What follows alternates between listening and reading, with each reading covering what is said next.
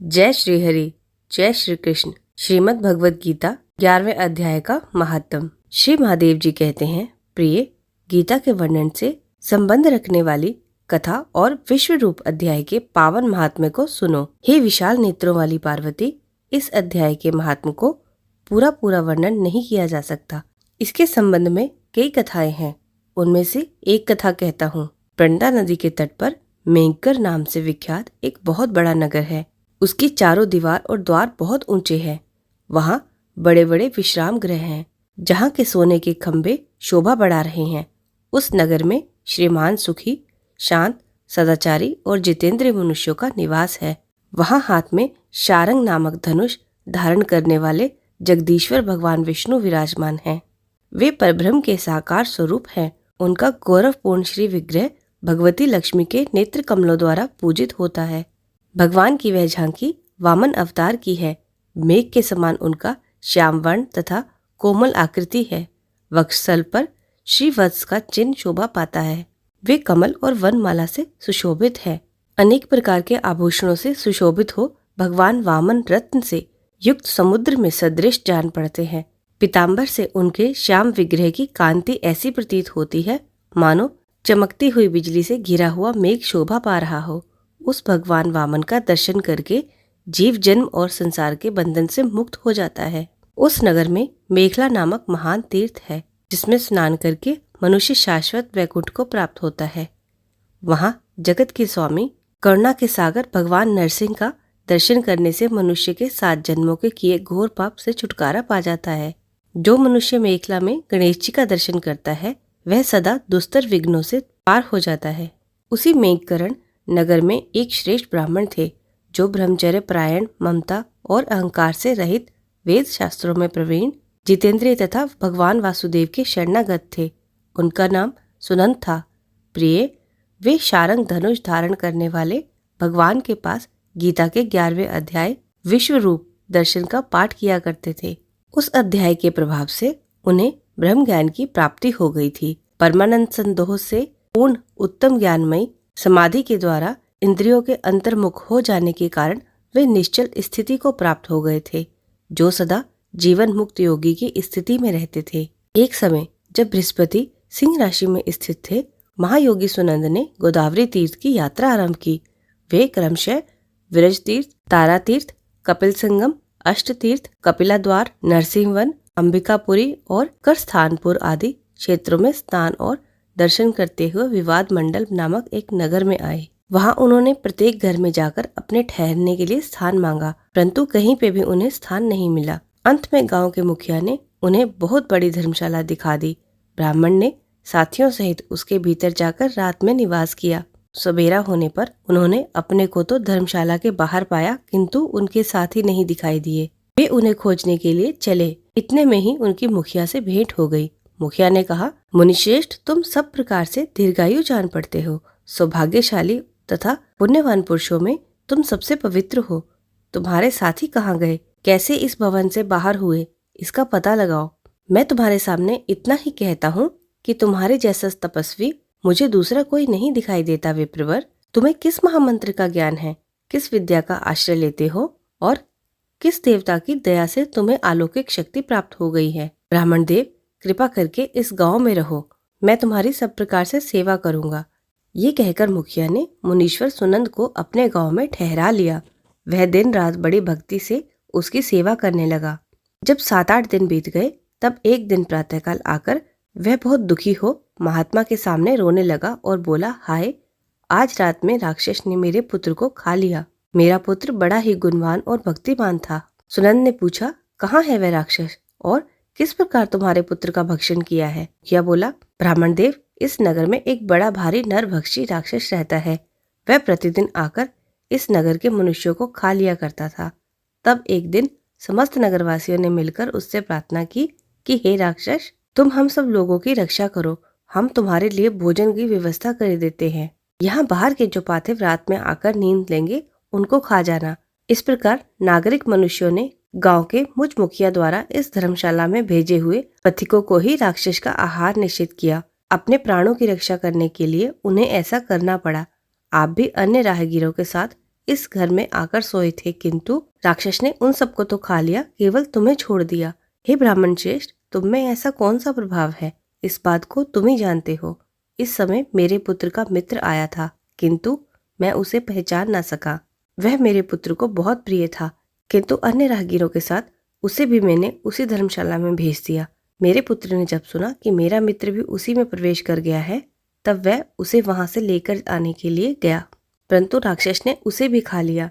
आज सवेरे मैंने बहुत दुखी होकर उस राक्षस से पूछा, ओ दुष्ट आत्मा, तूने रात में मेरे पुत्र को खा लिया, तेरे पेट में पड़ा हुआ मेरा पुत्र जीवित हो सके, ऐसा कोई उपाय यदि हो तो बता। राक्षस ने कहा, मुखिया, धर्मशाला के भीतर घुसे हुए तुम्हारे पुत्र को ना जानने के कारण मैंने भक्षण किया है।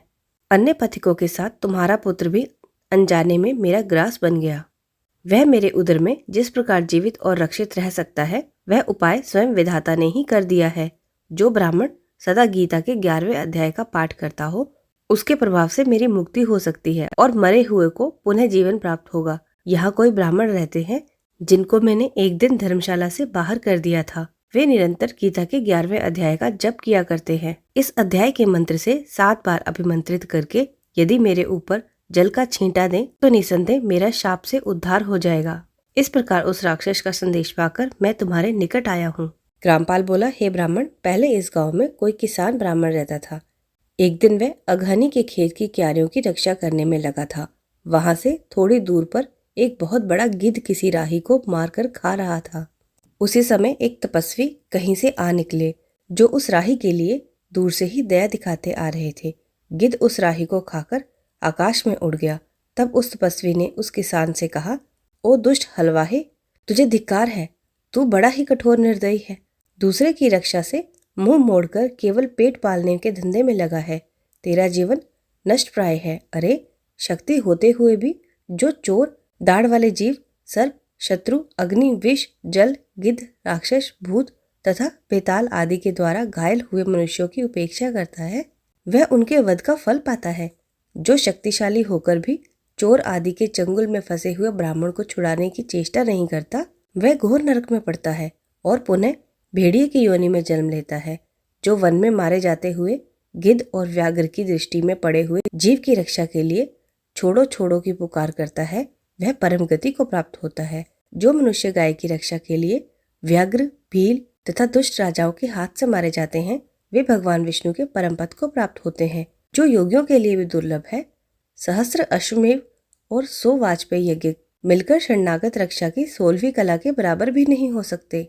दीन तथा भयभीत जीव की उपेक्षा करने से पुण्यवान पुरुष भी समय आने पर कुंभीपाक नरक में पकाया जाता है।